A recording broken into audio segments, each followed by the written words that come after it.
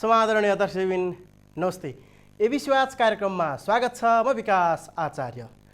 दर्शक महानुभाव, कृषि प्रधान देश नेपाल, तर कृषि पेशालाई नै अहिले बेवास्ता गरेका कारण हामी अरबौं अर्ब रुपैयाँको खाद्यान्न लगायत हामीलाई चाहिने अत्यावश्यक वस्तु हामी अन्य मुलुकबाट परनिर्भर हुनुपर्ने अवस्था उब्जिएको छ।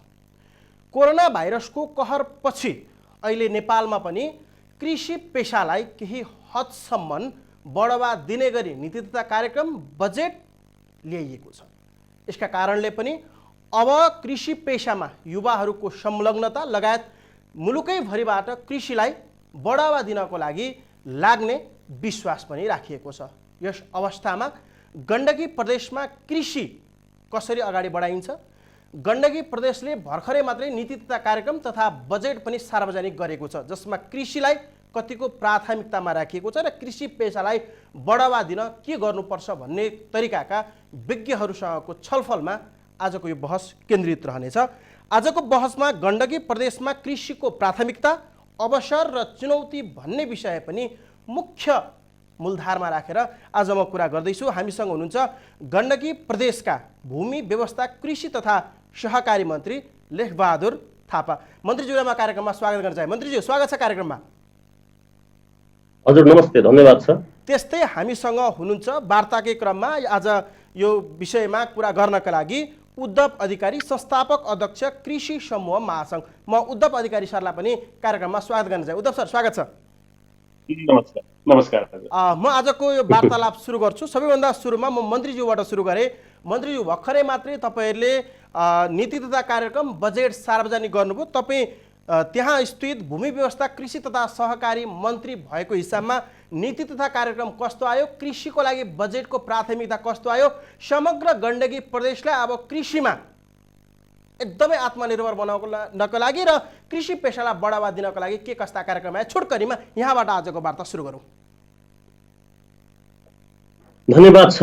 हामीले गण्डकी प्रदेशमा अहिले कृषिसँग सम्बन्धित रहेर धेरै कार्यक्रमहरूलाई केन्द्रित गर्न खोजिरहेका छौँ।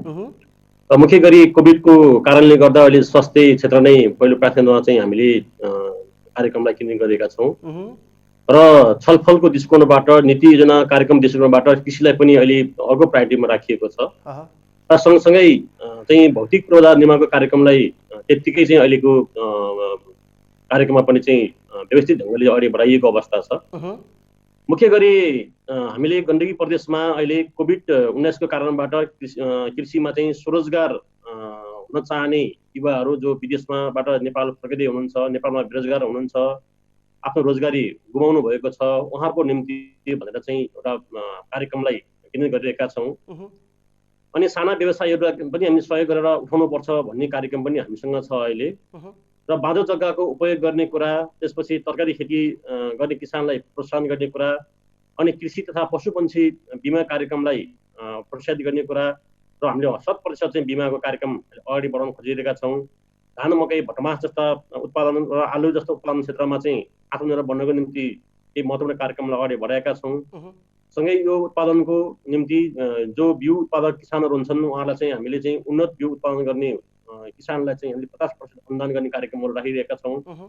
त्यस्तै गरी चाहिँ हामीले अहिले उत्पादनको आधारमा अनुदान दिने कार्यक्रम भनेर चाहिँ दुधमा चाहिँ हामीले गाई भैँसी पालक किसानलाई सपोर्ट पुगोस् भन्ने उद्देश्यले चाहिँ हामीले दुधमा अनुदान दिने कार्यक्रमलाई यसपालिबाट हामी अगाडि बढाइरहेका छौँ र भैँसी विकास कार्यक्रम जस्ता, माछा पोखरी जस्तो लगायतको विभिन्न कार्यक्रमहरू अहिले हाम्रो कार्यक्रमको मुख्य प्राथमिकतामा परेका छन्, जुन कार्यक्रमले चाहिँ आम चाहिँ किसानलाई सपोर्टिङ हुन्छ। त्यससँगै हामीले उत्पादन, त्यसपछि उत्पादनको चाहिँ बजारीकरण, भण्डारण, कोल्ड स्टोरेज र चाहिँ अब बजारसँग जोड्ने कार्यक्रमहरू, मुख्य गरी चाहिँ सङ्कलन केन्द्र निर्माण गर्ने, हाट बजार निर्माण गर्ने, थोक बजार निर्माण गर्ने र चाहिँ अब खुद्रा बजार निर्माण गर्ने सम्बन्धमा चाहिँ हामीले सहकार्य गर्ने स्थानीय तहसँग भनेर पनि हामीले कार्यक्रमहरूलाई सोचिरहेका छौँ। यो लगायतको मूलभूत कार्यक्रमहरू अहिले हाम्रो प्रमुख कार्यक्रममा पर्दछ।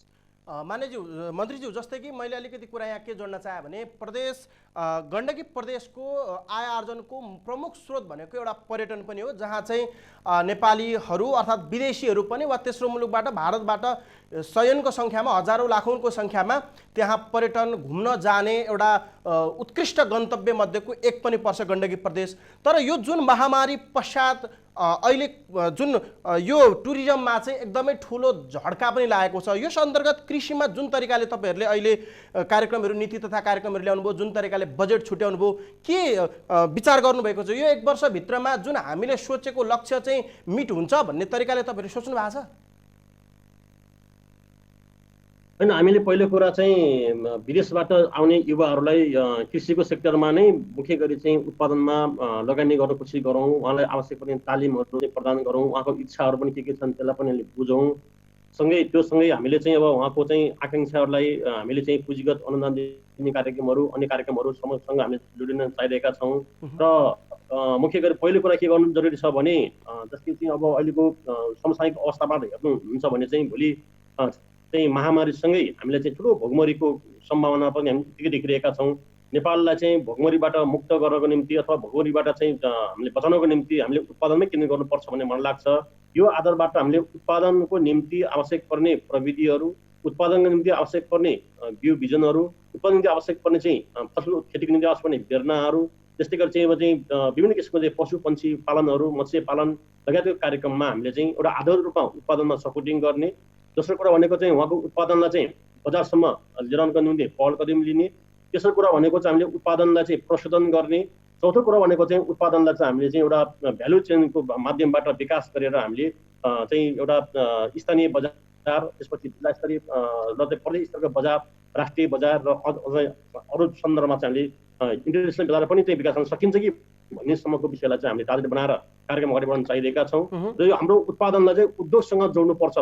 उत्पादनको बेसमा उद्योग जोड्न सक्यो भने हाम्रो उत्पादनको चाहिँ टिकाउ हुन्छ र चाहिँ त्यो उद्योगको निम्ति चाहिँ अन्य धेरै चाहिँ सिपमूलक चाहिँ व्यवसायी युवाहरू तयार हुन सक्छन् र धेरै रोजगारको अवसर सृष्टि हुन सक्छ भन्ने उद्देश्यले हामीले उत्पादन र उद्योगलाई पनि सँगै जोडेर जानुपर्छ भन्ने लगायतको कार्यक्रमलाई अगाडि बढाउन सक्यौँ भने चाहिँ यसलाई व्यक्त गर्न सकिएला।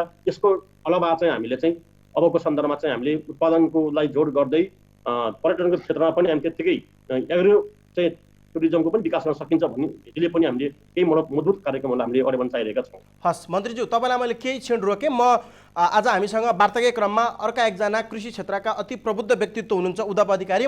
उहाँ चाहिँ संस्थापक अध्यक्ष हुनुहुन्छ कृषि समूह महासङ्घ। उहाँलाई अझ बढी विशेष अहिले सबै प्रदेशको नीति तथा कार्यक्रम उहाँले अध्ययन गरिसक्नु भएको छ, 7वटा प्रदेशको, र कृषि क्षेत्रमा उहाँको दखल भएको हुँदा गण्डकी प्रदेशको आज हामीले वार्ताको क्रममा गण्डकी प्रदेशलाई लिएको छौँ। गण्डकी प्रदेशको जुन अहिले कृषिको नीति तथा कार्यक्रम तथा बजेटलाई कसरी हेर्नुभएको छ र अहिले मान्य मन्त्रीज्यूले भनेको कुरामा तपाईँ कतिको सहमत हुनुहुन्छ भन्ने विषयमा प्रश्न राख्न चाहे। उद्धव सर। विकासजी, एकदमै धेरै धन्यवाद यो अवसरका लागि। मान्य मन्त्रीज्यूलाई पनि नमस्कार। मेरो दृष्टिकोणमा चाहिँ के देखिन्छ भने अहिले यतिखेर कोभिड पछाडि अलिकति कृषि प्राथमिकतामा पर्न खोजेको चाहिँ हो, परेको त म भन्दिनँ, पर्न खोजेको चाहिँ हो। तर पनि के भने अझै पनि जसरी कृषि प्राथमिकतामा पर्न पर्थ्यो सङ्घीय बजेटदेखि नै त्यो चाहिँ लिक छुट्दै गएको अवस्था देखिन्छ। बरु स्थानीय तहहरूबाट केही सम्बोधन भएका देखिन्छन्। तर अब अहिले गण्डकी प्रदेशकै कुरा गर्नुपर्दा अघि मान्य मन्त्रीज्यूले पनि राख्नुभयो, धेरै कुराहरू कार्यक्रमहरूमा समेटिएका छन्। तर मुख्य कुरो के हो भने अहिले हामीले चाहिँ दृष्टिकोणका हिसाबले हाम्रो कृषिको मोडल चाहिँ कुन बाटोतर्फ मोडिने भनेर अहिले यतिखेर सोच्ने, छातीमा हात राखेर सोच्ने बेला थियो यतिखेर। किनभने हामी विगत 60 वर्षदेखि हामीले जुन खालको कृषिको यान्त्रिकीकरण, व्यावसायीकरण, आधुनिकीकरणका जुन खालको चाहिँ प्रयत्नहरू गर्दै आयौँ र आजसम्म आएर हेर्दाखेरि हामी त्यसमा धेरै सफल हुन सकेनौँ। हामी फरक खालको कृषि संस्कृतिमा चाहिँ नि अभ्यस्त भएको देश नेपाल भएको कारणले गर्दाखेरि हामीले त्यस्ता खालका एउटा जस्तो यान्त्रिकीकरणको कुरा गऱ्यौँ, अब यन्त्र हामीसँग आफू केही पनि बनाउँदैन, हामी सबै बाहिरबाट आयात गरेर लिएर आउँछौँ। हामीले चाहिँ तपाईँको व्यावसायीकरणको कुरा गऱ्यौँ, अब हामी कहाँ फलेका कृषिजन्य उत्पादनहरू तपाईँको चाहिँ के भन्छ बजारमा चाहिँ कि सस्तो मूल्यमा बेच्नुपर्छ कि खाल्डो खनेर पुर्नुपर्छ होइन। आधुनिकीकरणको कुरा कसरी व्याख्या गर्न सकिन्छ, अब हामीले ल्याउने बिउदेखि लिएर तपाईँको मलसम्म हामी चाहिँ विदेशबाट भर्नु पर्नुपर्ने जो अवस्था छ। त्यसैले यो शब्दका हिसाबले चाहिँ हामी धेरै राम्रो शब्दहरूमा चाहिँ हामी खेल्छौँ, तर व्यावहारिक रूपमा ठ्याक्कै जीवनोपयोगी र ठ्याक्कै परिणाम आउने खालको काम कुरा गर्नका लागि चाहिँ एक खालको लामो समयदेखि लगभग 5000 वर्षदेखिको एक खालको कृषि प्रणाली जो थियो त्यसलाई अलिकति परिष्कृत परिमार्जित गर्दै अगाडि बढ्ने सवालमा चाहिँ गण्डकी प्रदेशको बजेट पनि कतै कतै अल्मलिएको देखिन्छ। मैले 2-3 बुँदाहरू त्यहाँ राम्रो पाएको छु। जस्तो जस्तो चाहिँ नि भनौँ न अब स्थानीय जातका भैँसीहरूलाई स्थानीय जातका जस्तो पारकोटे लिमे भैँसीहरूलाई चाहिँ संरक्षण गर्ने कुराहरू उहाँले ल्याउनु भएको छ। स्थानीय प्रजातिका खरी बाख्राहरू च्याङ्ग्रा लगायतका पशुवस्तुहरूलाई चाहिँ सुँगुर लगायतका पशुवस्तुहरूलाई चाहिँ संरक्षण गर्ने कुराहरू ल्याउनु भएको छ। त्यो पोजिटिभ कुरा। तर त्यो सँगसँगै फेरि उहाँहरू कहाँबाट आइराख्नु भएको छ भने तपाईँको यो गत साल चाहिँ यो चाइनाको सिएमसी कम्पनीसँग जुन यो अलिकति विकासे गाईहरू लिएर आएर यहाँ चाहिँ दुधको एक खालको चाहिँ यो 2-3वटा प्रदेशहरू मिलेर चाहिँ दुधमा आत्मनिर्भर हुने खालको एउटा कार्यक्रम ल्याउनु भएको थियो। त्यो निकै विवादास्पद पनि थियो र त्यो फेरि पनि उहाँहरूले अहिले चाहिँ त्यो कुरालाई जोड दिइराख्नु भएको छ। 35 लिटर दुध दिने गाई नै चाइनाबाट लिएर आएर चाहिँ यहाँ एक खालको दुधको खोलो बगाउने उहाँहरू सपना देखिराख्नु भएको छ। जबकि हाम्रै गाईहरू तपाईँको चाहिँ अहिले सडकमा चाहिँ हाम्रो गोठबाट चाहिँ सडकमा पुगिरहेको अवस्था छ। तिनीहरू अहिले झरीमा रुच्दै भिज्दै हिँडिरहेका छन्। कतिपय ठाउँमा तपाईँको कुखुराका चाहिँ के भन्छ कुकुर जङ्गली जनावरहरूलाई एट्याक गरिरहेको सन्दर्भ छ। भनेको हाम्रोपनलाई किन छोडिँदैछ, किन अरूको चिजहरूलाई बढी जबरजस्ती एडप्ट गर्न खोजिँदैछ, यो चाहिँ अलिकति गम्भीर विषय हो। सन्दर्भहरू हेर्दाखेरि निकै ठिक छ। अहिले राख्नुभएको जस्तो ब्याज अनुदानमा चाहिँ राम्रो खालको चाहिँ सपोर्ट गर्ने कुरा, बिमालाई चाहिँ 75% अहिले चाहिँ सङ्घीय सरकार मार्फतै अनुदान जान्छ। त्यसमा चाहिँ अब कम्तीमा पनि के भन्छ अब 25% फेरि प्रदेश सरकारले थपेर 100% गरेर किसानको चाहिँ पशुपन्छी बिमा गराउने कुरा, बाली बिमा गराउने कुरा यो एकदमै राम्रो पक्ष हो होइन।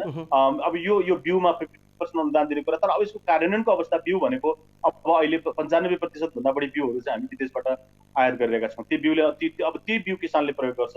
अब सरकारले दिएको अनुदान मलाई लाग्छ अब हामीसँग भएको आन्तरिक बिउलाई मात्रै होला, त्यसले ठ्याक्कै किसानसँग नपुग्न पनि सक्छ। अब यो धेरै खालका चाहिँ नि तपाईलाई मैले यही जोडे तर स्रोत उद्धव सर, मैले यही जोडे थोरै स्रोतले चाहिँ हजुर जस्तै कि नीति तथा कार्यक्रम जुन हिसाबमा आयो र तपाईँले त्यो स्थान अर्थात् जुन गण्डकी प्रदेशलाई तपाईँले जुन तरिकाले मूल्याङ्कन जुन तपाईँले काम गर्दाको अवस्थामा देख्नुभएको अवस्था, अहिलेको नीति तथा कार्यक्रम तथा बजेट र त्यहाँको किसानको अवस्था हेरेर त्यो नीति तथा कार्यक्रम चाहिँ ठ्याक्कै मिट हुने खालको आयो कि आएन, त्यसलाई अलिकति समीक्षा गर्दा कसरी समीक्षा गर्ने?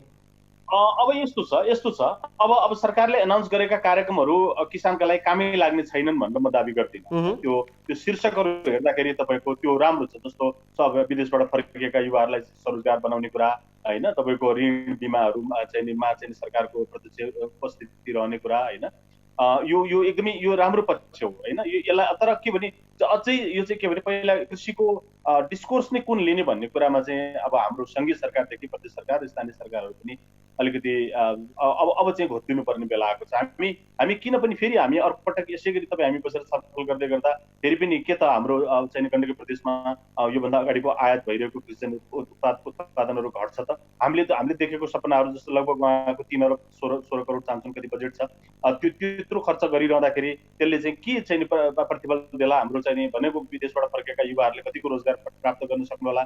हामीले विदेशबाट अहिले आयात गरेर खाइरहेको चिज वस्तुहरू कतिको चाहिँ हामी आत्मनिर्भरता भएर ती आयात गर्ने कृषि वस्तुहरू चाहिँ घट्दै जालान् होइन।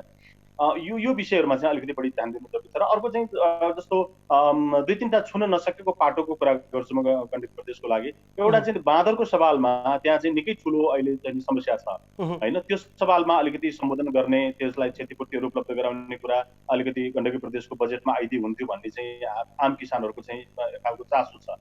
अब यसलाई बाँदरलाई मार्न पनि नमिल्ने, हामी बाली छोडेर भाग्न पनि नसक्ने त्यो खालको एउटा परिस्थिति त्यहाँ छ। त्यो गण्डकी प्रदेशको ठुलो समस्याको कुरा हो। त्यो एउटा धेरै आउन सकेको छैन। अर्को तपाईँको चाहिँ प्राङ्गारिक कृषिको कुरा अहिले चाहिँ तपाईँ हामी टुरिज्मको कुरा तपाईँले पृष्ठभूमिमा राख्नुभयो। टुरिज्मको हकको रूपमा हामीले चाहिँ कास्की लगायतका जिल्लाहरूलाई अथवा तपाईँको चाहिँ के भन्छ हिमाली जिल्लाहरूलाई हामी लिन सक्छौँ। तर के भने त्यहाँ चाहिँ कृषि र पर्यटनलाई सँगसँगै जोडेर लान सकिएको छैन।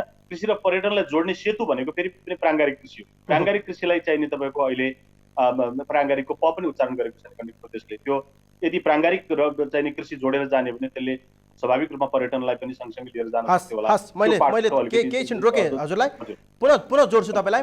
मान्य मन्त्रीज्यू, जस्तै कि उद्धव सरले भन्नुभएका केही कुराहरू त्यहाँ अहिले उठेका प्राङ्गारिक मलका कुराहरू भए, त्यसपछि बाँदरलाई दुःख दिने कुराहरू, ती बाहेक पनि आलोचना अर्थात् भनौँ न कुराहरू चाहिँ पुरानै प्लास्टिकको झोला, नयाँ प्लास्टिकको झोलामा पुरानो सामान बाँधे जस्तै पुरानैका निरन्तरताहरू पनि र त्यति धेरै आयोमूलक वा भनौँ सोचे अनुसारको चाहिँ नीति तथा कार्यक्रम आएन भन्ने कुराहरू पनि त्यहाँका केही स्थानीयहरूले पनि बताउनु भएको कुरा पनि स्मरण गर्न चाहे। यसलाई कसरी हेर्ने, उहाँको उत्तरसहित तपाईँले ल्याउनु भएको नवीनतम कुराहरूको बारेमा पनि चर्चा गरौँ अलिकति।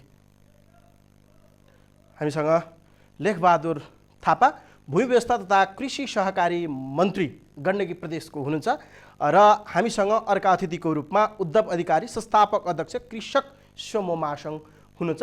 आज उहाँहरू बीच बसेर जुन गण्डकी प्रदेशले अहिले कृषि क्षेत्रमा नवीनतम परिवर्तन गर्ने भन्दै ल्याएको नीति तथा कार्यक्रम तथा बजेटले कृषिको कुरा अथवा कृषकको कुरालाई कति समेट्न सक्यो र जुन हामीले अपेक्षा गरिएको कुराहरू किसानले पनि अपेक्षा गरेका कुराहरू कतिको पुरा हुन्छ त यो 1 वर्षको यो अवधिमा जुन बजेट 1 वर्षको कार्यान्वयनको अवधिमा कति सफल हुन्छ भन्ने यावत विषयहरू पनि छलफलको क्रममा राखेका छौँ र गण्डकी प्रदेश भन्ने बित्तिकै टुरिज्मको लागि अत्यन्तै बढी रुचाइने क्षेत्र पनि हो र त्यसमा अहिले कोभिड-19 का कारणले गर्दा टुरिज्म क्षेत्र अहिले प्रभावित बनिरहँदा अब यसलाई कृषिलाई चाहिँ कसरी अगाडि बढाउने र पछि कोभिड-19 सकिसकेपछि जुन पर्यटनलाई अगाडि बढाउने कुरा त छँदैछ तर कृषि पेशा पनि त एउटा विशेष पेशा रहेछ भन्ने कुरा त यो जुन कोभिड-19 कै अवस्थाले पनि देखाएको छ त्यसलाई चाहिँ कतिसम्म कुरा लानको लागि चाहिँ मन्त्रालयले कार्यक्रमहरू ल्याएको छ भन्ने विषयहरू पनि प्रमुख रहन्छ।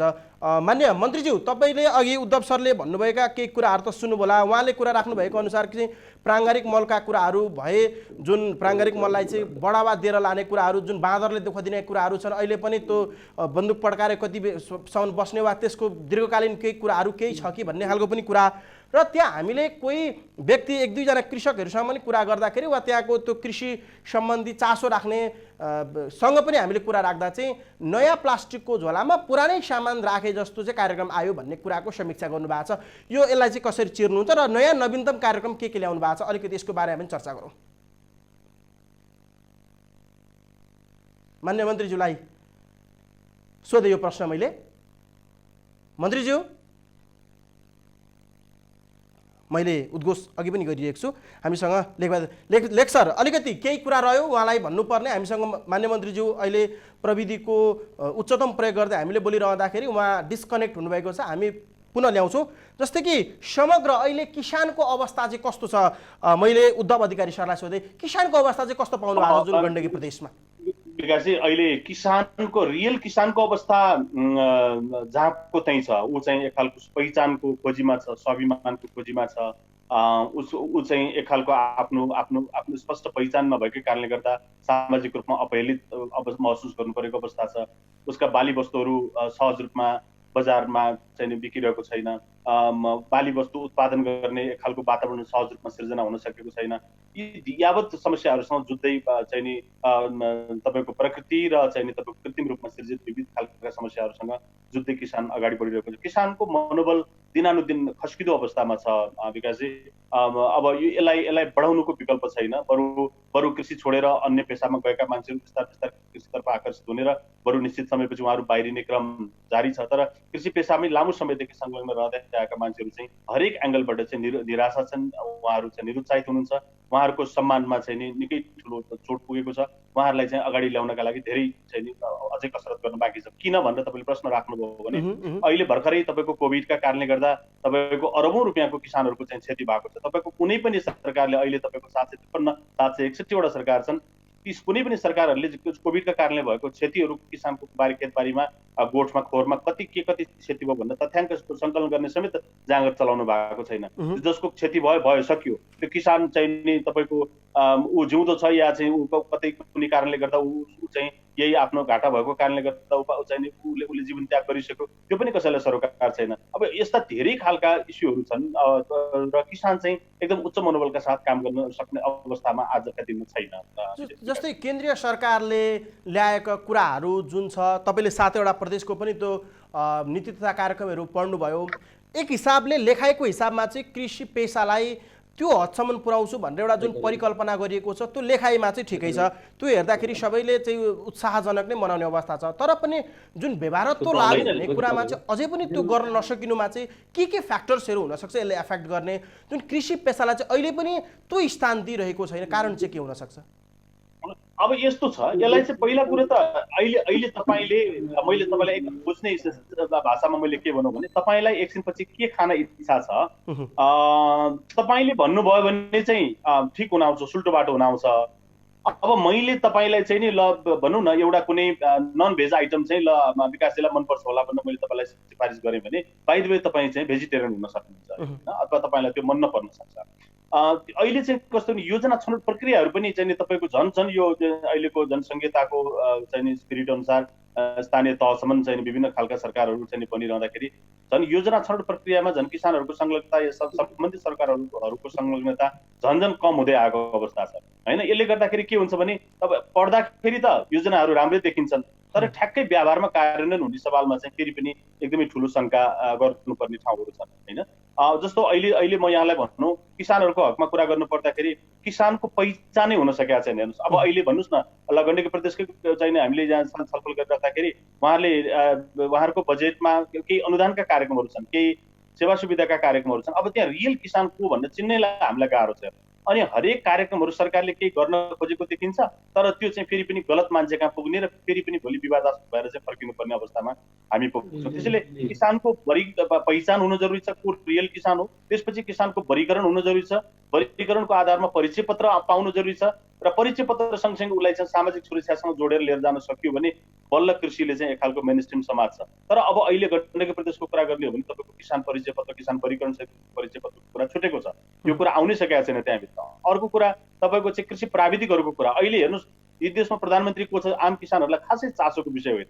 उसको किसानको चासोको विषय के हो भने उसको गाउँमा उसलाई सिकाउन आउने सरकारको प्रतिनिधि, कृषि प्राविधिक, कृषिको ज्ञान भएको प्राविधिक को हो भन्ने कुरा उसलाई प्रत्यक्ष रूपमा चाहिँ उसलाई सरोकार रहने विषय हो। तर त्यो आँखाबाट हेर्ने हो भने पनि तपाईँको अहिले जम्मा जम्मी 2000 जति, देशैभरिको कुरा गर्नुपर्दा 2000 जति कृषि प्राविधिकहरूले चाहिँ तपाईँको 753वटा स्थानीय तहहरूलाई अहिले होल्ड गरिराख्नु भएको छ। उहाँहरूले चाहिँ उहाँहरूको एउटा भनौँ न त्यहाँ उहाँहरू चाहिँ कम्तीमा पनि हाजिर भइराख्नु भएको छ। हिजो तपाईँको 6-7वटा गाविसहरू मिलेर बनेका एउटा पालिकामा अहिले 2 जना प्रासा नाप्रासा साथीहरूले कसरी त्यो खालको सेवा सुविधाहरू उपलब्ध गराउन सक्नुहुन्छ र त्यहाँसम्म कृषि प्राविधिकहरू पुर्याउनका लागि चाहिँ सँगै सरकारले अलिकति यो गाउँ एक प्राविधिकको कुराहरू लिएर आएको छ, तर त्यसमा प्रदेश सरकारले पनि अलिकति जोड दिनु पाएको भए त्यो अझ बढी सान्दर्भिक हुन्थ्यो होला।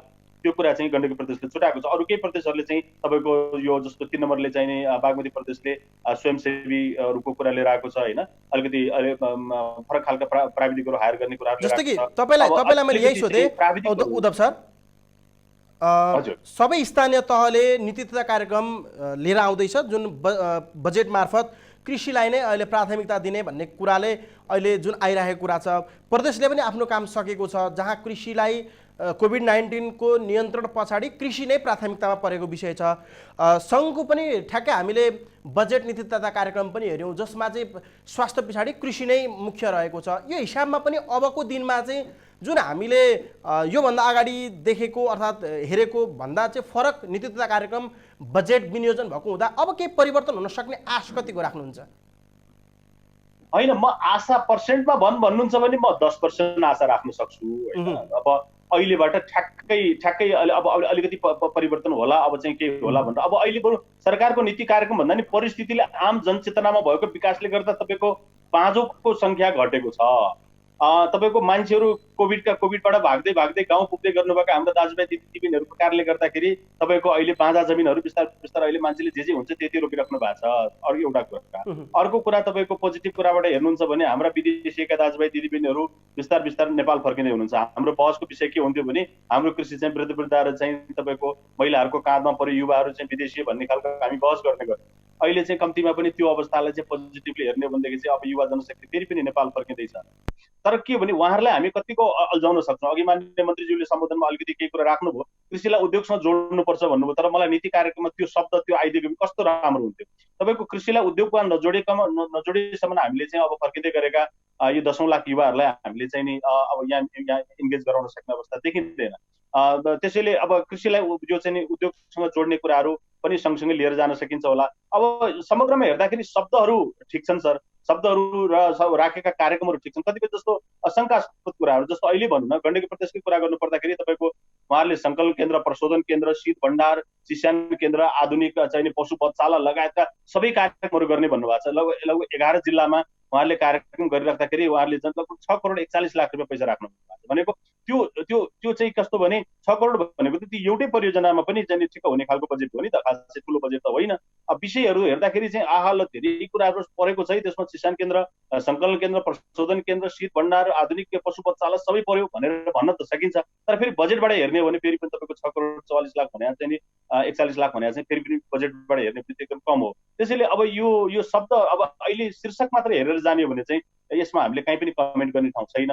मात्रै एउटा कुरा के हो भने यो चाहिँ यो चाइनिज गाईहरू ल्याउने कुराहरूमा गण्डकी प्रदेशले अझै पनि त्यो चाहिँ एक खालको उहाँहरूको स्पिरिट चाहिँ अझै बढेको देखिन्छ। कृपया म यो महत्त्वपूर्ण अवसरमा मान्य मन्त्रीज्यू पनि अगाडि रहँदै गर्दा यो हाम्रा लागि आवश्यक हो कि होइन यो विषयमा अलिकति सूक्ष्म अध्ययन गरेर मात्रै यतातर्फ अगाडि बढौँ।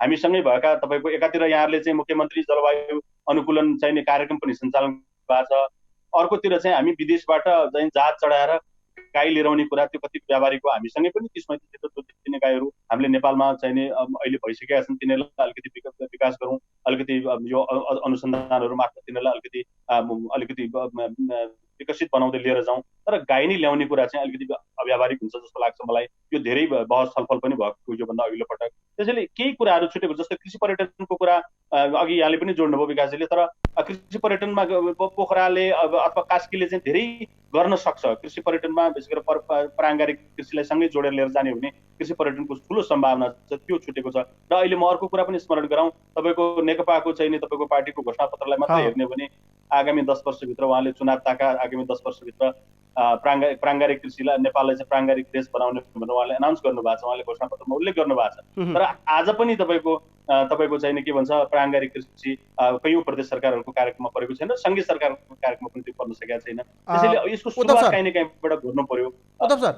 मान्य मन्त्रीज्यू जोडिनु भइसकेपछि मान्य मन्त्रीज्यूलाई उक्त गाईको विषयमा पनि हामी अलिकति चर्चा चाहिँ गर्ने नै छौँ, जुन तपाईँले अहिले राख्नु भएको विषयमा। अहिले तत्कालको अवस्थामा चाहिँ हेर्ने हो भने अहिले नेपालको कृषि पेसालाई अर्थात् भनौँ कृषि जुन गर्ने जनशक्तिको अभावमा चाहिँ हाम्रो कृषि फस्टाउन नसकेको भनेर तपाईँ भन्न चाहनुहुन्छ कि नेपालमा मल बिउ उपकरणको चाहिँ अभावको कारण चाहिँ कृषि पेसा फस्टाउन नसकेको? यो दुईटामा चाहिँ के भन्न चाहनुहुन्छ वा दुईटै हो? के भनेर विश्लेषण गर्नेलाई? होइन, सरले भन्नुभएको दुईटै, एउटा जनशक्ति हो, एउटा चाहिँ तपाईँको इनपुटको कुरा गर्नुभयो, मल बिउ चाहिनेको कुरा गर्नुभयो, अर्को चाहिँ अझ योभन्दा महत्त्वपूर्ण कुरा बजार र मूल्य हो सर। जब बजार र मूल्यमा तपाईँको सुनिश्चितता हुन्छ त्यसपछि तपाईँको अरू कुराहरू बिस्तार बिस्तार गौण हुँदै जान्छ।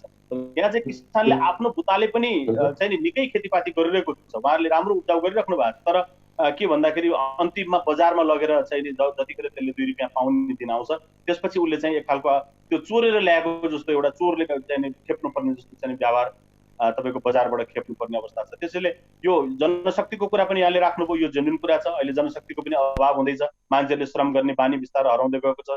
श्रम गर्ने मान्छे सानो मान्छे हो भन्ने खालको बुझाइहरूको पनि एकदम पर्याप्त बुझाइहरू छन्, त्यो गलत बुझाइहरू चाहिँ लाई चिर्नु जरुरी छ। अर्को मल बिउको कुरा गर्नुहुन्छ भने त अहिले हामी यहाँ बसेर छलफल गर्दै गर्दा आजैका दिनमा तपाईँको चाहिँ धान रोप्ने चाहिँ लगभग अहिले मनसुन चाँडै आएको कारणले गर्दा धान रोप्ने काम लगभग पहाडी बेल्टरमा सकिने बेला भइसक्यो। मल अहिले पनि पर्याप्त रूपमा प्राप्त हुन सकेका छैन।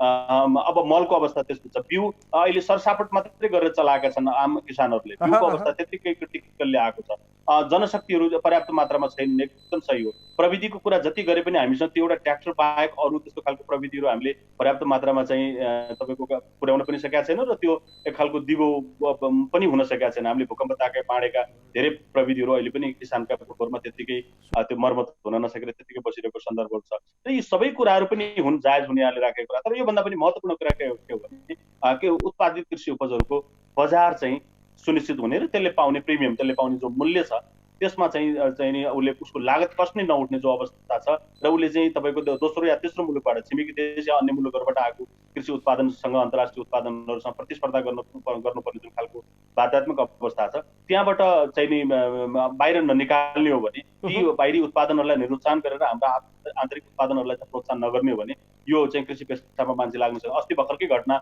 मान्य मन्त्रीज्यू हुँदै गर्दा चितवनको उत्पादन चाहिँ कोभिडलाई हामीले यो भन्दा अगाडि पनि छलफल गरेका थियौँ, तपाईसँग छलफल गरेका थियौँ।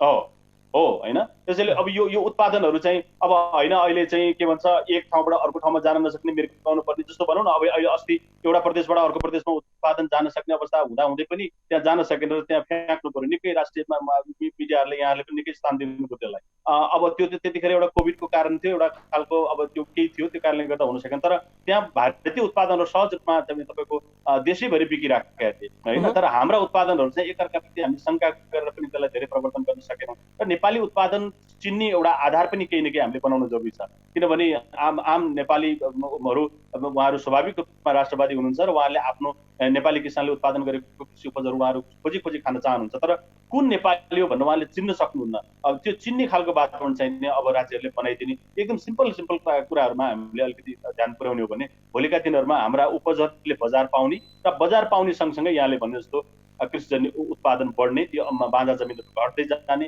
युवाहरू त्यहाँ कृषिमा आकर्षित हुँदै जाने, यी यावत समस्याहरू चाहिँ बिस्तारै सल्टिँदै जान्छ।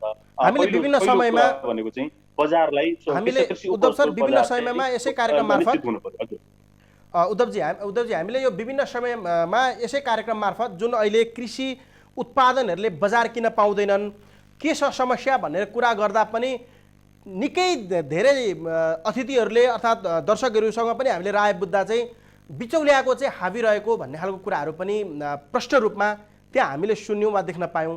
बिचौलियाको अवस्था चाहिँ के छ? सरकार किन बिचौलियालाई नियन्त्रण गर्न सक्दैन वा के त्यस्तो पहुँच हुन्छ बिचौलियाकोले जसले गर्दा चाहिँ उसलाई चाहिँ छुन पनि सकिँदैन? कारण के हुन्छ? अब यस्तो छ, बिचौलिया कृषिमा सरकार छँदै छैन क्या। मैले हेर्दाखेरि नि हरेक चिजहरू चाहिँ निजी क्षेत्र मार्फत ऊ चाहिँ एक खालको अपरेट गर्न चाहन्छ, अनि त्यो हुने बित्तिकै कुरा बिग्रिन्छ क्या। जस्तो तपाईँ अहिले कृषि ऋणको कुरा गर्नुभयो, तपाईँले वाणिज्य ब्याङ्कलाई गरिदिनु, बाली बिमा पशुपन्छी बिमाको कुरा गर्नुभयो, बिमा कम्पनीलाई गरिदिनु, कृषिजन्य उपजका कुराहरू जति पनि छन् तपाईँको निजी क्षेत्र एउटा व्यापारीलाई गरिदिनु भयो। अब उसलाई छाडा छोडिदिएपछि त उसले त अब उसलाई नियमन छैन, अनुगमन छैन, उसले कति पर्सेन्ट चाहिँ तपाईँको नाफा खान्छ, कति भन्दा बढी खायो भने उसलाई कुन कारबाही हुने हो। अब त्यहाँ चाहिँ अब उसले उसको एक छत्र भइसकेपछि त किसानहरू असङ्गठित छौँ हामी चाहिँ एकदम आफ्नै चाहिँ नि तन्द्रामा छौँ, हामीलाई आफ्नै खालको पीडाहरू छ। अनि व्यापारीले त त्यहाँ उनीहरूको नेटवर्क छ, उनीहरूको सङ्गठन छ, उनीहरू चाहिँ यहाँबाट चाह्यो भने एक टेलिफोनमा तपाईँको 20औं ट्रक सामान भारतबाट लगायत अन्य देशहरूबाट मगाउन सक्छन्। अनि हाम्रा उत्पादनहरू चाहिँ क्वान्टिटी कम हुन्छ, उनीहरूले खोजेको जस्तो परिणाम नहुन सक्छ। त्यहाँनिर चाहिँ बिचमा सरकार उभिदिनुपर्छ। ती चाहिँ जस्तो त्यो त्यस्ता खालका साना किसानहरूको उत्पादनहरूलाई सहज रूपमा कसरी सङ्कलन गर्ने, त्यसलाई कसरी बजारसम्म पुर्याइदिने र चाहिँ उनीहरूको बालीको उचित प्रिमियम कसरी दिने। अब बिचौलिया कस्तो भने बिचौलिया हुँदै हुँदैन, बिचौलिया चाहिँदैन भन्ने कुरा होइन। बिचौलिया भनेको एक खालको चाहिँ नि तपाईँको त्यो चाहिन्छ स्वाभाविक रूपमा, तर के भने उसले खाने जुन खालको नाफाको प्रतिशत छ त्यहाँ चाहिँ काहीँ न काहीँबाट हस्तक्षेप हुनु पर्यो। उसले खाने जति पनि किसानलाई 2 पैसा त्यहाँ जो 6 महिना लगाएर उत्पादन गर्छ उसले आफ्नो कस्ट उठाउँदैन, उसले 6 दिन पनि राख्दैन या 6 घन्टामा उसले चाहिँ काम तमाम गर्छ, तर उसले चाहिँ त्यहाँ चाहिँ तपाईँको 100%, 80%, 90% चाहिँ नाफा खाइदिइराखेको हुन्छ। भनेपछि यो बिचौलियाहरू विवादित भएको पनि यो कारणले गर्दा हो र किसान माथि जानु पनि यो कारणले गर्दा हो। सरकार चाहिँ त्यहाँ बिचमा आउनु पर्यो। जस्तो कसरी आउने भन्ने प्रश्न यहाँले सँगसँगै ल्याउन सक्नुहुन्छ। जस्तो अहिले समर्थन मूल्यको प्र्याक्टिसहरू अगाडि बढेको छ होइन, समर्थन मूल्यको प्र्याक्टिसहरूबाट मार्फत चाहिँ सरकार अगाडि आइदियो भने अहिले सुरु भएको छ, कम्तीमा पनि उखुमा सुरु भएको छ, गत साल तपाईँको 2-4 वर्षबाट, त्यसपछि धानमा सुरु भएको छ, अहिले गहुँबाट सुरु भएको छ। अब बिस्तार ती खाद्यान्न बाली सबैमा आउनु पर्यो, अब तरकारीमा सबै झर्न पर्यो र ती उत्पादनहरू चाहिँ समर्थन मूल्य तोकिदिएर मेरो ड्युटी सकियो भन्ने होइन कि समर्थन मूल्य तोकिसकेपछि त्यो बाँकी रहेका बाली वस्तुहरू उपजहरू चाहिँ सरकारले किनेर त्यसलाई चाहिँ आफ्नो खालको व्यवस्थापन गर्ने ठाउँमा सरकार उभिदियो भने बिचौलियाहरू बिस्तार कम हुँदै जान्छन्। होइन भनेदेखि त तपाईँको यो व्यापारीहरूले यहाँ एक सत्र ताण्डव गरि नै रहन्छन्, तपाईँ हामी बहस गरि नै रहन्छौँ अनि किसान मरि नै रहन्छ। यो चाहिँ यो यही नै हो। उद्धवजी, जस्तै कि मल बिउको पर्याप्त उपलब्धता नभएकै अवस्था देखिन्छ, जुन अहिले धानको सिजन पनि रहेको छ, धान रोप्ने ब्याड राख्ने यतिखेर धान रोप्ने सिजन पनि छ र किसानहरूलाई चाहिने रासायनिक मलको अत्यन्तै आवश्यकता रहने समय पनि रहन्छ यतिखेर। तर अहिले पनि रासायनिक मलको त्यति धेरै पर्याप्त उपलब्धता नहुँदा जुन यो तत्काल नै प्राङ्गारिक खेतीमा पनि जान सक्ने सम्भावना कति रहन्छ नेपालको सन्दर्भमा, वा प्राङ्गारिक मललाई बढावा दिँदै रासायनिक मललाई चाहिँ निरुत्साहित पार्न सक्ने अहिलेको कन्डिसन कस्तो छ? सरकारले यो कुरामा ध्यान नदिइरहँदा किसानहरूलाई परेको समस्या अब चाहिँ चुनौती चाहिँ के रहन्छ यतिखेर? विकासजी, आजको मितिमा हामीले प्राङ्गारिक कृषिको कुरा, यो कोभिडको जुन विश्वव्यापी महामारी छ र अहिले नेपालमा पनि खाने मुखहरू बढ्ने सन्दर्भ छ र हाम्रो क्रय शक्ति पनि व्यक्तिको र राष्ट्रको पनि क्रय शक्ति घटेको छ, किनभने जिडिपीमा लगभग 32% कन्ट्रिब्युसन थियो हाम्रो चाहिँ तपाईँको रेमिटेन्सको, त्यो घटेको अवस्था छ। अनि एकातिर भने अर्कोतिर चाहिँ अब हाम्रा जुन पेसामा व्यवसायमा संलग्न भएका हाम्रा दाजुभाइ दिदीबहिनीहरू नेपाल फर्किँदै हुनुहुन्छ र उहाँहरूको खानेपेटको पनि कुरा छ। त्यसैले आजका मितिमा चाहिँ उत्पादन बढाउनु नै पहिलो चाहिँ तपाईँको चाहिँ काम हो। त्यसैले आज प्राङ्गारिक कृषि गरौँ भन्न म भन्दिनँ, तर के भने लङ टर्मका हिसाबले गर्ने भनेदेखि चाहिँ हामीले जाने फेरि पनि प्राङ्गारिक कृषिमा हेर्नुहोस् कति वर्षसम्म लिएर आउने हामी। म मेरो आमाको के भन्छ मजदुरको फेयर समातेर म चाहिँ नि जो सहकारीको गोदाममा मल लिन चाहिँ असारको चाहिँ 10-12 गते पछि लाएर गएको मलाई अहिले पनि याद आउँछ। आज 30-40 वर्षपछि पनि आजको अवस्था पनि किसान चाहिँ खेती लगाउने बेला भएपछि मल लिन फेरि पनि अब चाहिँ भौतारिरहेको हुन्छ।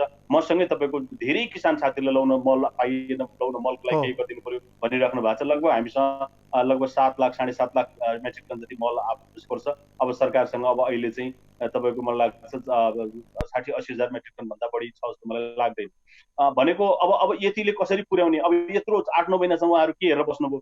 अब यस्तो खालको परनिर्भर चाहिँ नि मल अर्काको देशबाट डलर तिरेर ल्याउने खालको मलमै भर परिरह्यौँ, अर्काको देशबाट डलर तिरेर चाहिँ ल्याउने यन्त्र उपकरणकै भर परिरह्यौँ र अरूकै देशबाट चाहिँ विदेशी मुद्रा तिरेर चाहिँ हामीले ल्याउने त्योहरूकै भर परिरह्यौँ भने हामीले कृषि प्रधान देश भन्न छोड्दै हुन्छ। हामी आफूमा आत्मनिर्भरताका हिसाबबाट हामी के गर्न सक्छौँ भन्ने कुरो बडो महत्त्वपूर्ण विषय हो। र प्राङ्गारिकको कुरा गर्नुहुन्छ भने यो दिगोपनमा आधारित खेतीपाती आज 68% पहाडी भूभाग छौँ हामी। तपाईँको त्यो आफैमा प्राङ्गारिकमय छ। हामीले कम्तीमा पनि तराईको केही 70% भूभागहरूलाई अलिकति फरक ढङ्गले सोच्ने हो भने अरू चाहिँ नि तपाईँको अहिले प्राङ्गारिक कृषि गर्न नसक्ने सम्भावना छैन। हामीसँग तपाईँको जैविक विषादीहरू बनाउन सक्ने सम्भावना छ, जैविक मलहरू बनाउन सक्ने सम्भावना छ। हामी कृषि संस्कृतिको एकदम अभ्यस्त एकदम चाहिँ हजारौँ वर्षदेखि एक खालको चाहिँ तालिम लिएर त्यसलाई चाहिँ व्यवहारमा उतारेर जीवनमा उतारेर संस्कृतिसँग जोड्दै हाम्रो जीवनको हरेक चाहिँ तपाईँको रगतसँग जोड्दै कृषि संस्कृतिको रूपमा हामीले चाहिँ यो कृषिलाई यहाँसम्म ल्याइरहेका छौँ भने चाहिँ अब हामी त्यसैलाई अलिकति परिमार्जित गर्दै जान सक्यो भने हामीले दिगो कृषिलाई पनि आत्मनिर्भरतालाई पनि चाहिँ नि सँगसँगै लिएर जान सक्छौँ। प्राङ्गारिक प्रवर्तनको त्यहाँ ठुलो सम्भावना छ। अहिले मलाई लाग्छ कर्णाली प्रदेशले चाहिँ नि तपाईँको प्राङ्गारिक प्रदेश घोषणा गरिरहँदा मैले त आशा गरेको थिएँ गण्डकी प्रदेशले पहिला गर्छ कि भन्ने आशा गरेको थिएँ, किनभने त्यहाँ सम्भावना छ। हिमालीदेखि तपाईँको चाहिँ नि एक खालको जिल्लाहरू पनि छन् र त्यहाँ टुरिज्मको पनि ठुलो हब भएको हुनाले त्यसलाई चाहिँ अलिकति प्राङ्गारिक प्रदेशको रूपमा लिएर जाने भने अहिले टुरिज्मको पनि खस्केको बेलामा अझै त्यसले चाहिँ थप केही योगदानहरू पुर्याउन सक्थ्यो कि किसानका घर गोठमा चाहिँ पर्यटकहरूलाई हामीले त्यो पुर्याउन सकेको अहिले भए त्यो चाहिँ प्राङ्गारिक उत्पादनहरू सहज रूपमा उहाँलाई खुवाउन सकेको भए त्यसले स्वाभाविक रूपमा अहिलेको हाम्रो आर्थिक चाहिँ हिसाबले जुन हामी थला पर्ने अवस्थामा पुगेका छौँ त्यसलाई काहीँ न काहीँ टेवा दिन्थ्यो होला होइन। प्राङ्गारिक कृषिको धेरै ठुलो सम्भावना छ, तर म आजका मितिमा चाहिँ प्राङ्गारिक हुनुपर्छ भनेर चाहिँ यो कोभिडको सँगसँगै आएको जन्मेको परिस्थितिका क्रममा म भन्न सक्दिनँ। तर त्यसको लागि चाहिँ छिटोभन्दा छिटो चाहिँ नि तपाईँको किसान तहमा मल पुर्याउने सन्दर्भमा मलाई लाग्छ हेर्नुहोस् 8-9 महिना 10 महिना अगाडि चाहिँ नि बजेट विनियोजन भएको छ, पैसा राष्ट्रको ढुकुटीमा छ, तपाईँको बोर्डर पारी मल छ। अब त्यहाँ भएको चिजलाई चाहिँ नि व्यवस्थापन गरेर हामीले चाहिँ किसान कहाँ पुर्याउन त्यति पनि सक्दैनौँ भनेदेखि हामी के चाहिँ गर्छौँ किसानका लागि भन्ने प्रश्न चाहिँ बडो जटिल गम्भीर प्रश्न छ। उद्धवजी, जस्तै कि पछिल्लो समय हामीले छलफल चर्चा गरिरहँदा जुन कोभिड-19ले पुर्याएको असर, त्यसपछि रोजगार गुमेका हाम्रा युवा दाजुभाइहरू जो खाडीमा हुनुहुन्छ, तेस्रो मुलुकमा हुनुहुन्छ, भारतमा हुनुहुन्छ, उहाँहरू पनि लाखौँ लाखको सङ्ख्यामा नेपाल प्रवेश गर्दै हुन्छ। सरकारले पनि 7 लाख रोजगारी सृजना गर्ने भनेर नीति तथा कार्यक्रम तथा बजेटमा ल्यायो। करिबन 14 लाख 15 लाखको हाराहारीमा नागरिकहरू रोजगारविहीन भएर नेपाल आउने सन्दर्भमा अब अरू विकल्प त सायदै कृषिभन्दा अरू विकल्प अहिले तत्कालको अवस्थामा नदेखिएला। ती युवाहरूलाई परिचालित गरेर लान सरकारले ल्याएको नीति तथा कार्यक्रम अर्थात् प्रदेशले ल्याएको कार्यक्रम, हामी स्थानीय तहको कुरा एकछिनमा गरौँला किनभने बजेट सानो हुन्छ, सानो बजेटले धेरै क्षेत्र पुर्याउनु पर्ने हुन्छ, तर सङ्घीय र प्रदेशको बजेटले चाहिँ युवाहरूलाई कतिको इङ्गेज गराउन सक्छ भन्ने कुरामा विश्वास लिनुहुन्छ, के रहन्छ यसमा? विकासजी, मैले फेरि पनि म तपाईँले यो पृष्ठभूमि नभनिकन मैले फेरि पनि कहाँ गएँ भने फेरि बजारमा पुगिसकेँ। किनभने भने तपाईँको अहिले नेपालमै बेरोजगारहरूको कमी छैन। अब त्यहाँमाथि हामीले चाहिँ निकै कसरत गरेर निकै ठुलो लगानी गरेर ऋणधन गरेर उहाँहरू विदेशमा गएर खालको रोजगार हुनुभएका दाजुभाइ दिदीबहिनीहरू पनि नेपाल फर्किँदै हुनुहुन्छ। अब त्यो बेरोजगारको सङ्ख्या त स्वाभाविक रूपमा अब बढ्ने भयो, उहाँलाई इन्गेज गराउने ठाउँ अन्त कहीँ छैन। तपाईँसँग एकदम सहमत छु, कृषि नै हो। तर कृषिमा चाहिँ इनकेस उहाँहरूलाई हामीले इन्गेज गरायौँ, काहीँ न काहीँबाट उहाँले उत्पादन बढाउनु भयो भने फेरि पनि गएर मार खाने कहाँ हो त भन्दा बजारमा हो नि त। त्यसैले अहिलेबाटै हामीले के कुरा गर्नु पर्थ्यो भने हामी WTO को मेम्बर हौँ, हामीले चाहिँ स्वाभाविक रूपमा बाह्य उत्पादनहरूलाई नल्याऊ भन्न सक्दैनौँ। तर हामीले के भन्न सक्छौँ भने त्यसलाई अलिकति हाई ट्याक्स मार्फत त्यसलाई अलिकति नियमन गर्ने र ती कृषिजन्य उपजहरूलाई चाहिँ हामीले नेपालमा अलिक कम प्राथमिकता दिने र हाम्रो उत्पादनहरूलाई चाहिँ बजारमा एकदम पर्याप्त चाहिँ स्थान दिने हो भने यो तपाईँको युवालाई स्वरोजगार बनाउने कुरा चाहिँ त्यो एकदमै ठुलो सम्भावना छ। अहिले त्यो ठुलो सङ्ख्यामा बेरोजगारहरूको चाहिँ हामीले चाहिँ चिन्ता व्यक्त गरिरहेका छौँ। त्यो उहाँहरूलाई त्यहाँ इन्गेज गराउँदै हामीले चाहिँ एक खालको खाद्य पोषण सुरक्षालाई समेत सँगसँगै लिएर जान सक्छौँ। तर समस्या कहाँ देखिन्छ भने अहिले भएकै उत्पादन तपाईँको चाहिँ नि बजारमा चाहिँ नि राम्रोसँग बजार पाइरहेको सन्दर्भ छैन। अब भनेपछि भोलि ल ठिक छ, हामी सबैले गरेको उत्पादन कारणले उत्पादन बढ्यो भने त यो त बजारको नियमै हो, उत्पादन बढेपछि मूल्य घट्छ। फेरि पनि के छ भने उत्पादन लागत त किसानको बढी हुन्छ, फेरि पनि त्यहाँ चाहिँ के भने त्यहाँनिर गएर हामी दुर्घटनामा पर्छौँ। त्यसैले अहिले बाह्य उत्पादनहरूलाई चाहिँ निर्देशन गर्ने र हाम्रा आन्तरिक उत्पादनहरूलाई चाहिँ कसरी उचित मूल्य उपलब्ध गराउन सकिन्छ भन्नेबाट मलाई लाग्छ सङ्घीय सरकारले यसमा अलि बढी जोड दिनुपर्छ। यो चाहिँ बाह्य उत्पादनहरूलाई कम्तीमा हामी कहाँ उत्पादन हुन सक्ने सम्भावना भएका चिजहरूलाई त हामीले चाहिँ नि खान्न चाहिँदैन भन्न सक्नु पर्यो नि त। त्यो कुरामा अलिकति ध्यान दिने हो भने अनि बल्ल चाहिँ अलिकति सम्भावनाहरू देखिन्छन्। होइन भनेदेखि अब अर्को सम्भावना अघि मान्य मन्त्रीज्यूले जोड्नुभयो, कृषि उद्योगसँग जोड्न सकिन्छ। जस्तो हामीसँग भएका चाहिँ नि कृषिमा आधारित धेरै उद्योगहरू जो चाहिँ हिजो बन्द भएर गए, हामी तिनलाई पुनर्जीवन दिने कुरा अहिले न सङ्घीय बजेटमा छ न तपाईँको चाहिँ प्रादेशिक बजेटहरूको त्यो क्षमताले भ्याउने कुराहरू छ। अहिले ती कृषिमा आधारित उद्योगहरूलाई चाहिँ जीवन्त राख्न सकेको भए हामी चाहिँ तपाईँको त्यो 10औं लाख मान्छेहरूलाई चाहिँ त्यहाँ काहीँ न काहीँ प्रत्यक्ष परोक्ष रूपमा हामी त्यहाँ इन्गेज राख्न सक्थ्यौँ होला। हामीले त्यो पनि बाटो छोड्यौँ होइन। अब यो खालि अब यो कुराका लागि कुरा मात्रै गरेर त हामी कहीँ पनि पुग्दैन। यदि साँच्चै उहाँहरूलाई रोजगार बनाउने हो भनेदेखि चाहिँ कृषिमा आधारित उद्योगहरू मार्फत अलिकति जोड्न सकिन्छ र कृषिमा खेतीपाती मार्फतै पनि उहाँहरूलाई सँगसँगै चाहिँ एक खालको जीविकोपार्जनमा टेवा पुर्याउन सकिन्छ र उहाँहरूलाई रोजगार बनाउन सकिन्छ। तर के भने फेरि पनि बजारमा गएर मार खानु भएन, बजारमा गएर फेरि मिर्काउनु पर्ने अवस्था जो आज छ त्यो भोलि नहोला भन्ने कुनै सुनिश्चित नभएको सन्दर्भमा एउटा मान्छेले फेरि पनि ऋण गरेर धन गरेर उठ्ने रगत पसिना फेरि पनि कृषिमा बगाउँछ कि बगाउँदैन शङ्काको विषय छ। त्यसका लागि चाहिँ राज्यले सोच्नु पर्यो कि त्यहाँ चाहिँ सहज रूपमा खेतीपातीमा लाग्ने वातावरण बनाइदिनु पर्यो। उसले गरेको उत्पादन चाहिँ नि राज्यले ठ्याक्क बिचमा बसेर उसले पाउने प्रिमियम समेत उसले पाउने चाहिँ मुनाफा समेत सुनिश्चित गरेर चाहिँ बजारमा बेचिदिन सक्यो अथवा त्यसलाई चाहिँ बजारमा व्यवस्थापन गर्न सक्यो भनेदेखि चाहिँ अनि स्वाभाविक रूपमा यो स्वरोजगारको कुराहरू सल्टिन्छ जस्तो लाग्छ। तर आजको सिनेरियो हेर्दाखेरि सातै प्रदेशको बजेट र सङ्घीय बजेटलाई हेर्दाखेरि चाहिँ त्यो सिनेरियो चाहिँ देखिँदैन। जस्तै उद्धवजी आत्मनिर्भरको अवस्थामा अथवा आत्मनिर्भरको अवस्थामा जानको लागि पनि यो अहिले कोभिड-19 पछि आएको निधित्व कार्यक्रम जुन कृषिमा आएको बजेटले कतिको सहयोग पुग्छ भन्ने तपाईँलाई लाग्छ? हामीसँग मन्त्रीज्यू पुनः जोडिनु भएको छ, म मन्त्रीज्यूलाई स्वागत गरेँ पुनः। मन्त्रीज्यूसँग केही प्रश्नहरू बाँकी छन्, हामीसँग समय पनि पाबन्दी रहेको छ, हामीसँग 15 मिनट मात्रै समय रहन्छ। मन्त्रीज्यू सुनिराख्नु भएको छ? मन्त्रीज्यू सुनिराख्नु भएको छ? विकासजीको म्युट भयो। मन्त्रीज्यू भएको छ हाम्रो कुरा? नयाँ प्रविधि मन्त्रीज्यू?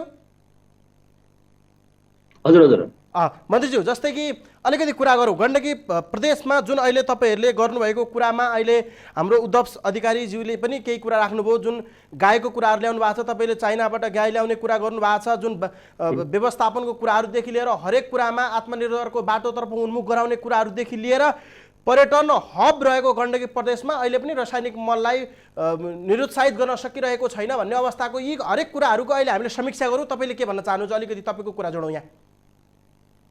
अब मैले चाहिँ धेरै कुरा चाहिँ उद्धवजीको बेला बेला सुन्न पाइयो। अब धेरै कुरा मैले सुन्न चाहिँ मैले सकिनँ, मेरो चाहिँ यहाँको चाहिँ प्राविधिक कमजोरी कारणबाट। जति पनि कुरा आएको छ एकदम उद्धवजीले चाहिँ धेरै राम्रो कुरा राख्नु भएको छ। विकासजीले पनि चाहिँ अब धेरै कुराहरूको चाहिँ उत्खनन गर्ने कोसिस गरिरहनु भएको छ। मलाई लाग्छ अहिले हामीले चाहिँ उत्पादनमै जोड गर्नुपर्छ जस्तो मलाई लाग्छ पहिलो कुरा। अनि उत्पादनसँगै चाहिँ हामीले त्यसको उत्पादित वस्तुको चाहिँ प्रशोधन गर्ने र बजार गर्ने कार्यक्रमलाई चाहिँ हामीले सँगसँगै लानुपर्छ जस्तो मलाई लाग्छ। त्यसैले हामीले चाहिँ उत्पादनको आधारमा चाहिँ उद्योग चलाउने कुरा धेरै महत्त्वपूर्ण कुरा हो। तर उद्योगमा चाहिँ हाम्रो अझै पनि चेतना जान सकेको छैन जस्तो मलाई लाग्छ र उद्योगमा हामीले लानुपर्छ। अब चाहिँ नयाँ चेतना नयाँ चाहिँ सोचको साथ हामीले उद्योगमै लानुपर्छ र हाम्रो उत्पादनको व्यापकताको हिसाबबाट उत्पादनको केन्द्रको हिसाबबाट उद्योगमा लान सक्यौँ भने हाम्रो चाहिँ उत्पादन पनि चाहिँ टिक्छ, उत्पादन बजार पनि पाउँछ र उत्पादित वस्तुको चाहिँ व्यापकता पनि हुनसक्छ जस्तो मलाई लाग्छ। यो आधारले हामीले अब चाहिँ नयाँ प्लानिङ गर्नुपर्ने हुन्छ कि अब हामीले पहिलो कुरा उत्पादनमा जोड गरौँ। अहिले उत्पादनभन्दा अरू कुरा धेरै सोच्न पनि सकिन्न। त्यसपछि उत्पादनको सँगै हामीले अर्को चाहिँ उद्योगको लागि चाहिँ हामीले चाहिँ प्लानिङ गर्नुपर्छ जस्तो मलाई लाग्छ। त्यसैले आफ्नो सापेक्षतामा प्लानिङ गर्नुपर्छ। जस्तो कि अहिले चाहिँ के छ भने अब समग्र चाहिँ प्रदेशको बजेट भनेको त केन्द्रीय चाहिँ सङ्घीय सरकारको एउटा मन्त्रालयको बजेट चाहिँ अहिले प्रदेशमा छ।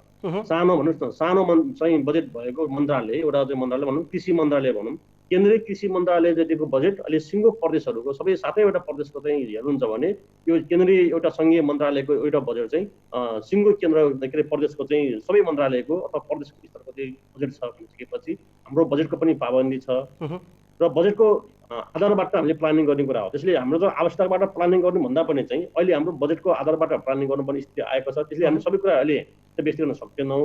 अनि सापेक्षिक हिसाबबाट हामीले चाहिँ अब हाम्रो प्रदेशको स्तरबाट सोध्नुपर्ने हुन्छ जस्तो मलाई लाग्छ। त्यो आधारले अहिले हामीले चाहिँ हाम्रो गण्डकी प्रदेशमा पनि अहिले झन्डै 3 अर्ब 16 करोड बजेट जो पायौँ यो पनि हामीलाई चाहिँ एकदम ठुलो बजेट जस्तो लागिरहेको छ। किनभने एउटा त कृषिलाई अलिकति अझै चाहिँ हामीले चाहिँ नयाँ ऊर्जाका साथ बुझ्नुपर्ने हुन्छ, नयाँ ऊर्जाका साथ विकास गर्नुपर्ने हुन्छ। त्यही आधारबाट चाहिँ सबै किसिमको चाहिँ केन्द्रीकरण गर्नुपर्ने हुन्छ। चाहिँ बजेटको केन्द्रीकरण, प्रविधिको केन्द्रीकरण, प्लानको केन्द्रीकरण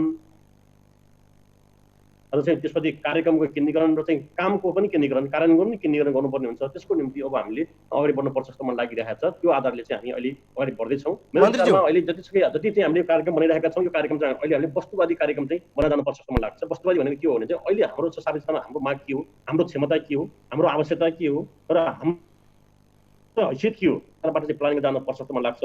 त्यसरी हेर्दा हामीले चाहिँ हाम्रो प्रदेशमा चाहिँ अहिले हेर्दा चाहिँ के हो भने उत्पादनको निम्ति कमसेकम चाहिँ एउटा व्यावसायिकतामा जोड गरौँ। त्यसपछि हामीले सामूहिक उत्पादनतिर हामी जाउँ। चाहिँ सहकारी मार्फत चाहिँ एक सहकारी एक उत्पादन विधि मार्फत चाहिँ सामूहिक उत्पादन जाउँ र चाहिँ हाम्रो सापेक्षतामा र हाम्रो भूगोलको चाहिँ अवस्था अनुसार चाहिँ हामीले यन्त्र प्रविधिको पनि प्रयोग गर्दै जाउँ। अनि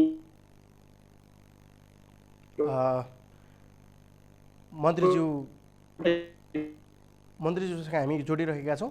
उहाँले हामीले राखेका केही प्रश्नहरूको जवाफ दिइराख्नु भएको छ। तर अहिले उच्चतम प्रविधिको प्रयोग गर्दै हामी जुमबाट उहाँसँग सम्पर्क भइरहेका थियौँ भने अहिले उहाँ डिस्कनेक्ट हुनुभएको त छैन। तर नेटले त्यति धेरै हामीलाई सहयोग पनि गरिरहेको अवस्था पनि छैन। तैपनि हामी उहाँसँग मिलेको सन्दर्भमा चाहिँ भूमि प्रयोगको सन्दर्भमा मेसिनको पुऱ्याउनु पर्छ। जस्तो चाहिँ अब हामीले बाँझो जग्गाको चाहिँ उपयोग गर्ने मन्त्रीज्यू हामीसँग लेखबहादुर थापा भूमि व्यवस्था तथा सहकारी मन्त्री गण्डकी प्रदेशका र उद्धव अधिकारी संस्थापक अध्यक्ष कृषि समूह महासङ्घका दुईजना बिच हामी छलफलमा छौँ। हामीसँग उद्धवजीसँगै रहनुभएको छ। उद्धवजी सुनिरहनु भएको छ मेरो कुरा? उद्धवजी पनि रहनुभएको छैन। हामीसँग कार्यक्रमको समयावधि पनि सकिसकेको छ। आज हामीले गण्डकी प्रदेशको कार्यक्रम कस्तो, युवाहरूलाई परिचालित गर्नको लागि गण्डकी प्रदेशले के कस्ता कुराहरू चालेको छ, जुन लाखौँ लाख युवाहरू आफ्नो रोजगार गुमाएर छिमेकी मुलुक भारत लगायत तेस्रो मुलुकबाट नेपाल आउँदै हुनुहुन्छ, उहाँहरूलाई नेपालमै स्वरोजगार बनाउनको लागि गण्डकी प्रदेशले के कस्ता नयाँ अवधारणाहरू ल्याएको छ। गण्डकी प्रदेश अझ बढी पर्यटनको हिसाबमा पनि बढी चिनिन्छ। पर्यटन व्यवसाय बजार खस्किरहेको अवस्थामा कृषिलाई कसरी प्राथमिकतामा लिएर जाने र समस्या चुनौती कहाँ छन् र किसानको अवस्था के छ भन्ने विषयमा आज छलफल गऱ्यौँ। विविध कुरामा छलफल गरिरहँदा केही कुराहरूमा हामीले निष्कर्षमा त पुग्यौँ, तर जुन तरिकाले हामीले आज छलफल गर्न चाहेका थियौँ, रुचाएको थियौँ त्यो भने हुन सकेन। किनभने हामी पनि लकडाउनको अवस्थामा सामाजिक दूरी कायम गर्दै हामी पनि उच्चतम प्रविधिको प्रयोग गर्दै हामी उहाँहरूसँग कुरा गरिरहेका छौँ। हामी अहिले पनि अतिथिहरूलाई स्टुडियोसम्म ल्याएर वार्ता गर्ने अवस्थामा छैनौँ, किनभने कोरोना भाइरसको प्रकोप प्रभाव अझै उस्तै रहेको हुँदा अहिले पनि हामी सामाजिक दूरी नै कायम गरेर बसेको अवस्था रहेको छ। यसर्थ आगामी दिन फेरि गण्डकी प्रदेश लगायत अन्य प्रदेशको कृषि तथा पशुपक्षीमा के कस्ता खालका कुराहरू ल्याइएको छ, किसानलाई के कस्ता फाइदा हुन्छन् र त्यहाँ रहेका कृषि विज्ञहरूसँगको कुरा पनि हामी सुनेर के कस्ता कार्यक्रमहरू चाहिँ अगाडि बढाउँदा हुन्छ भन्ने विषयमा कुराकानी गर्नको लागि आगामी अङ्कमा फेरि हामी जोडिनेछौँ। अहिलेका लागि एबिसी वाच कार्यक्रम सकियो। एबिसी टेलिभिजन हेर्दै गर्नुहोला। नमस्ते।